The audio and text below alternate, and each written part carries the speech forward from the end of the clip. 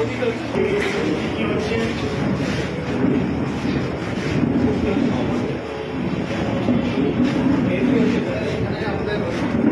উঠে এসছে তিনটে উঠে, তো এগুলোতে আমাদের স্ক্যান হতো, এখন আমরা পোর্টালে আমার পোর্টালে আপলোড করি। রাস্তা বিভিন্ন আছে, সোলার লাইট আছে, রাস্তা আছে। পরিযায়ী শ্রমিকের সাথে দুয়ারে সরকার আমাদের বসছে, ওখানে সবাই আসছে, ফাংশন আমাদের ফর্ম আছে, আমরা দিয়ে দিচ্ছি।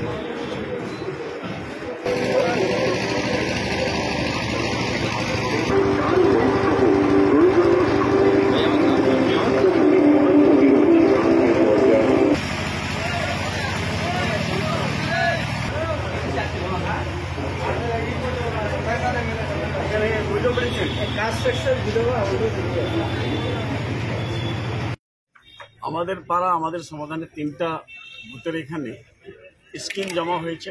তারপরে দুয়ারে সরকারও হচ্ছে।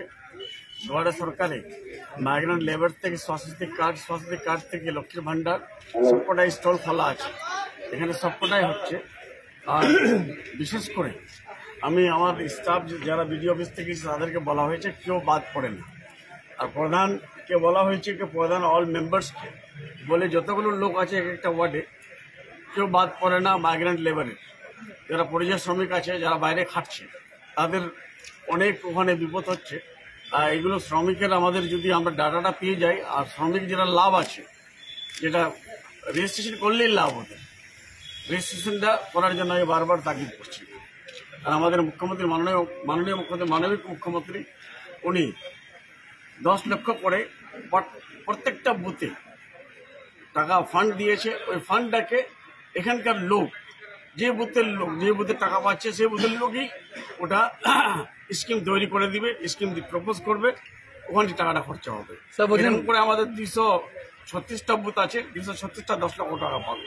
তো বলছেন বিভিন্ন বুথেই তো ঘুরছেন, কিসের মধ্যে বেশি জমা পড়ছে, কিসের মানুষের কোন পাড়ায় তো কোন চাহিদা পড়ছে বেশি? চাহিদা স্কিমেরও চাহিদা, যেটা দিদির 10 লক্ষ টাকা দিয়েছে সেটার জন্য অনেক চাহিদা আছে।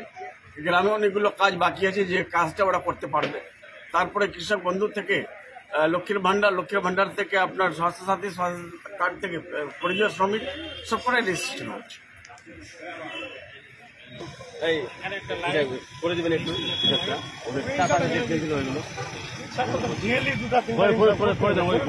মন্ত্রী তো খতিয়ে দেখলেন, কি বলবেন?